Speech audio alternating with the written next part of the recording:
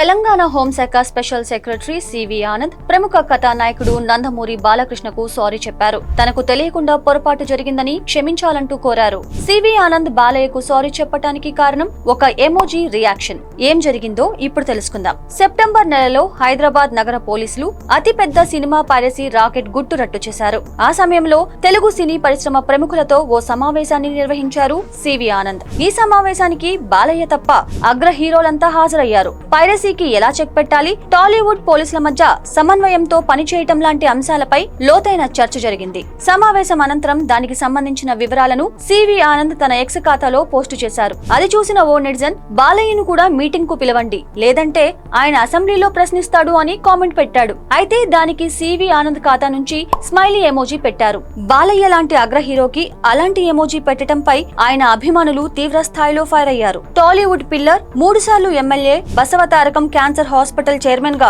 ఎన్నో సేవలు చేస్తున్న బాలయ్య గురించి బాధ్యత లేకుండా ఇలా స్పందించడం ఏంటంటూ ఫ్యాన్స్ మండిపడ్డారు. అయితే ఈ వివాదం 2 నెలల నుంచి సోషల్ మీడియాలో కొనసాగుతూనే ఉంది. దీనిపై తాజాగా సివి ఆనంద్ స్పష్టతనిచ్చారు. బాలయ్య గురించి చేసిన కామెంట్ కు రిప్లై తాను ఇవ్వలేదని, అది తన సోషల్ మీడియా ఖాతాలు చూసుకునే వ్యక్తి పెట్టినట్లుగా చెప్పారు. అయితే తాను ఆ విషయాన్ని వెంటనే తెలుసుకోలేకపోయానని చెప్పిన సివి ఆనంద్ ఆ వ్యక్తిని తొలగించినట్లు, ఆ పోస్ట్ ను డిలీట్ చేసినట్లుగా వెల్లడించారు. బాలకృష్ణతో తనకు ఎన్నో ఏళ్ల సాన్నిహిత్యం ఉన్నందున పర్సనల్ మెసేజ్ ద్వారా సారీ చెప్పానని, ఇకనైనా ఈ వివాదం ముగించాలని బాలయ్య ఫ్యాన్స్ కు విజ్ఞప్తి చేశారు సివి ఆనంద్.